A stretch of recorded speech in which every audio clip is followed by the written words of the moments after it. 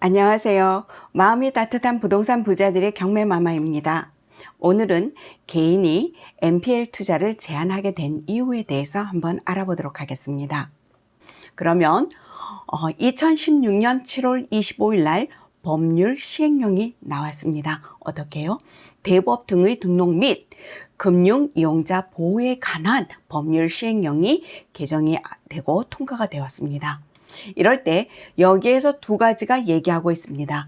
대부업 등의 등록과 또 금융이용자 보호, 이 두 개에 대해서 어떻게 해요? 개정이 되었고 통과가 되었다고 얘기하고 있습니다. 그러면 이 두 개, 대부업 등의 등록과 금융이용자 보호로 인해서 어떻게 해요? 개인은 부실채권을 투자하는 것을 금지한다. 이 두 개하고 개인하고 무슨 관계가 있기 때문에 이렇게 금지하게 됐는지 이거에 대해서 우리 한번 알아보도록 하겠습니다. 그러면 첫 번째, 대부업 등의 등록에 대해서 한번 알아보겠습니다. 여기에서는 크게 세 가지 카테고리가 있습니다.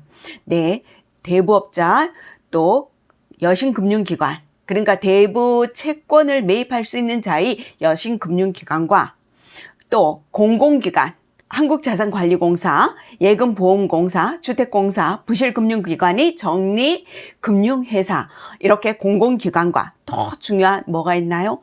매입 추심업자로 등록된 대부업자, 이렇게 있습니다.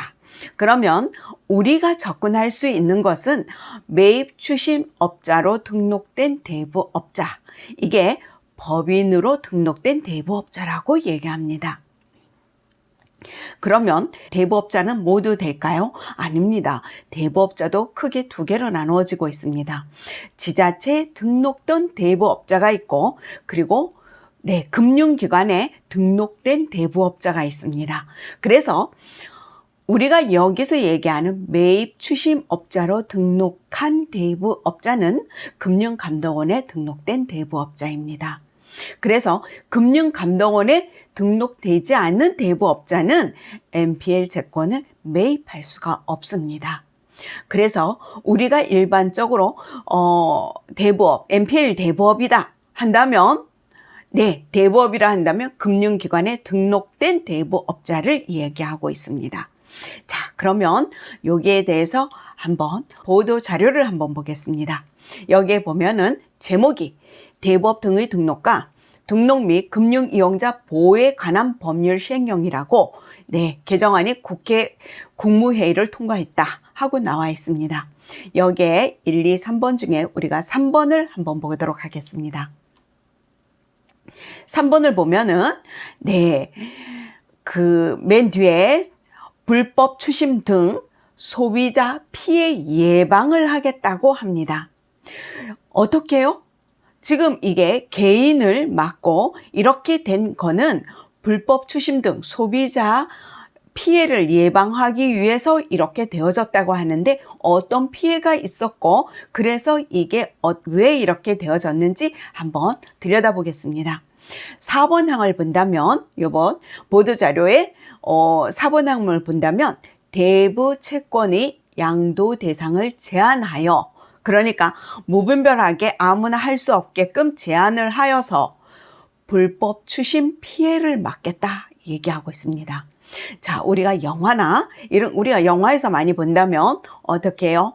돈을 못 갚게 되면은 강제로 어딘가 끌려가고 폭력을 당하고 욕설을 받고 밤낮 관계없이 와가지고 살림살이를 부시고 이런 영화들을 많이 보지 않습니까?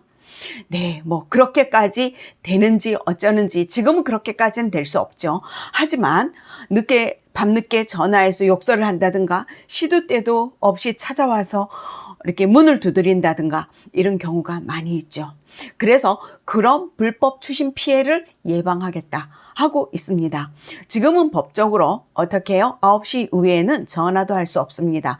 그리고 미리 방문한다는 예약을 하지 않은 상황에서 내가 돈 받을 게 있다 해가지고 그 집을 그냥 방문해서 문을 두드리고 문을 열고 이렇게 움직인다는 것도 불법입니다. 그렇게 할 수 없게 되어 있습니다.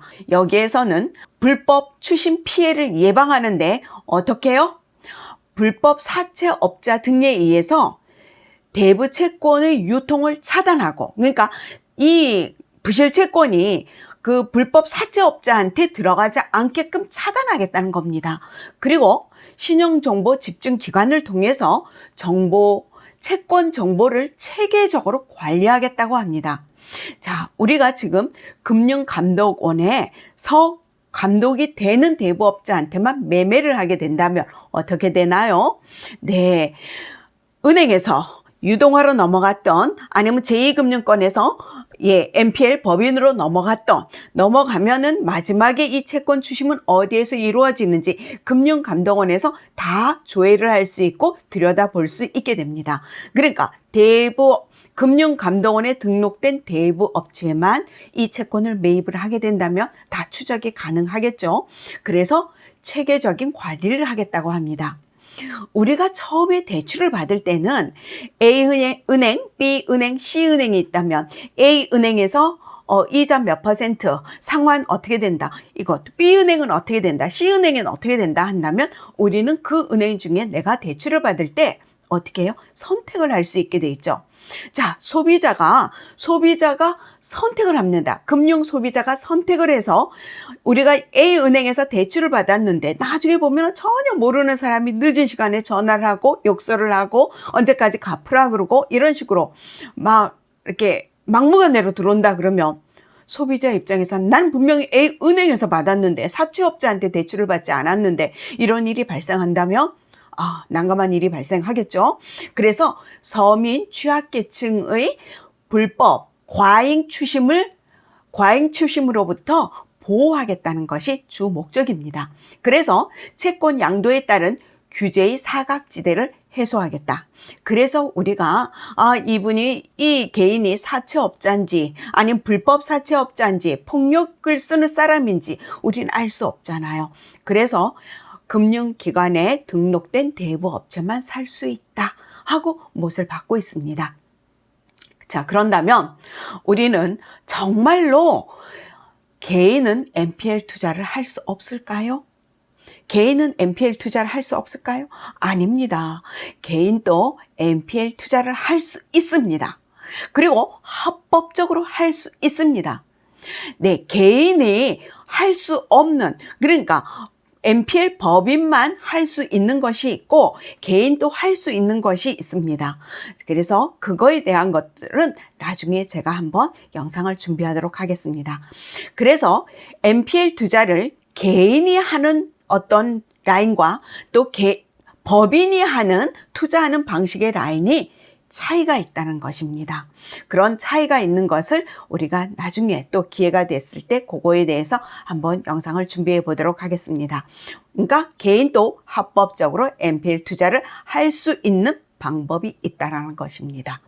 네, 그리고 저희가 마음이 따뜻한 부동산 부자들에서 NPL 통합 과정의 교육을 준비하고 있습니다.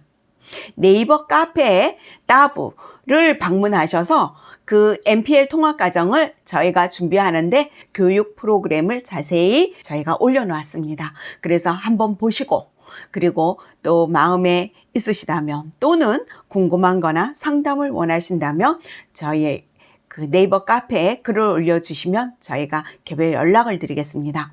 저희는 교육으로만 끝나는 게 아니라 교육 받았다고 할 수 있다면 책 보고 다 하죠.